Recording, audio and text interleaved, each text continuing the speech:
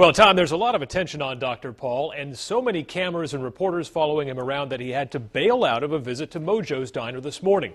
But that was just one campaign stop as the Ron Paul revolution rolls through New Hampshire. There's a lot of congestion in here. A mob scene greeted Ron Paul at Mojo's Diner in Manchester this morning, where the candidate drew so many voters and members of the media that he had to make a quick exit. I am surging in the polls like you would not believe. Adding to the circus atmosphere, the candidate was hounded by primary jokester Vermin Supreme as he tried to leave.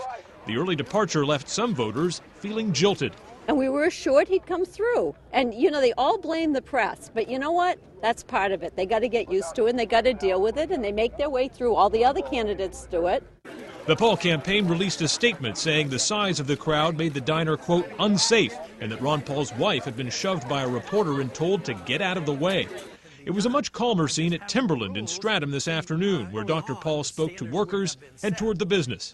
I was very encouraged to find out how successful they are. And even with the degree of regulations and taxation that I think hurts business, it shows that some people who run a good company can still produce and hire people. Paul tells News 9 New Hampshire gets his brand of conservatism, and he likes his chances here. I guess I'm a little superstitious in that I don't want to get too excited, but we feel pretty darn good about it. Now, Ron Paul took a majority of votes in just one New Hampshire town back in 2008, Richmond, over in the Monadnock region. Political analysts are eager to see just how many he can add to that total tomorrow. Adam Sexton, WMUR News 9.